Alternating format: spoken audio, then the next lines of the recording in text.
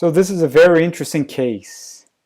How to restore vision after 48 years of hopelessness. Well, this is a patient that came to me at age 59, and he said that he had a trauma when he was 11. His brother poked his eye with a needle, his left eye. And this might be important now in times of coronavirus and kids are stuck at home. So it's important to monitor the kids, because this is an important source of eye trauma. So after this trauma, he had a large iris laceration and irregular corneal astigmatism in his left eye. His right eye was absolutely normal, and throughout his vision, that's his dominant eye, and he's pretty much lived with the right eye only. Interesting enough, besides the iris trauma, he had no significant cataract. And in his left eye, he would reach 20/50 with correction, with a high cylinder. And here again, the refractive astigmatism is matching the topographic astigmatism, both in magnitude and axis. And when we throw a pinhole on top of that correction, he would reach 20/30, and he would say that now he can see. So what we did in this case was we planned a clear lens extraction with a toric IOL, a T9, an Alcon Acrosoft T9, plus a pinhole implant. This is how the eye looked. So he had a large iris laceration here, which was tried to be sutured. And again, even with that large iris laceration, he had a clear lens. This is an interesting point here in this case. And the corneal laceration was sutured in that moment, and he was left with irregular corneal astigmatism. So it's a terrible combination, a aberrated cornea and a large pupil, or the absence of iris. So just to summarize the case here. So this is what we did. We removed the iris suture,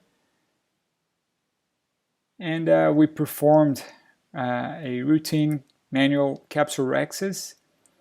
And at this moment here, we noticed something interesting. There was a focal cataract which was adhered to the anterior capsule, and we can see a hole in the anterior cortex here. And even with that, he had a clear lens, so which shows that the lens may not be affected even when perforated at a young age. So here we implant the toric T9 in the bag. After that, we fill the capsular bag with OVD, and we place the pinhole implant. Here we're using the Morture XtraFocus pinhole, and we also place it inside the capsular bag to make sure that it's secured in place and has a long-term stability. So it was placed inside the capsular bag together with the IOL. This is how the eye looked at the end of surgery. And here, and the day after, he had a terrific improvement in visual acuity. He was extremely happy with the result. Both implants are very well centered, and he reached 20/20 -2 with a very acceptable refraction. So our take-home messages here in this case. Number one, this excellent outcome in this case was only achieved because of a very successful combination between a high cylinder toric IOL and the pinhole. We all know that the pinhole may forgive some small amount of regular astigmatism, but in those cases like this one, which presented with a high magnitude regular, somewhat regular astigmatism, the combination of the pinhole with a toric IOL is a very successful one. Number 2, the XtraFocus pinhole implant manufactured by Morture can be implanted inside the capsular bag. Although this implant was designed with specific characteristics for safe sulcus implantation, it may also be used inside the capsular bag together with any IOL. In this case, this was even more important because the sulcus anatomy was impaired with this trauma. So it would be very important to implant this pinhole inside the capsular bag to allow for a more stable centration and long-term stability.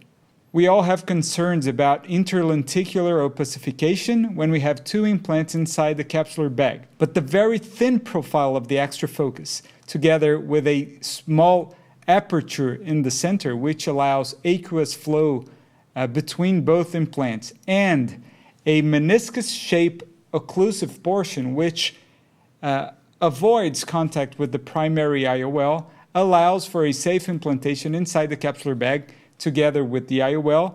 And we just published a series where we show with infrared photography how there was no signs of late interlenticular opacification. And number 3, the best indication of pinhole implants is when we have this dreaded combination of a aberrated cornea, be it in keratoconus, in post-RK, in post-PK, or in corneal lacerations like this one, with a large pupil, a large or a damaged pupil.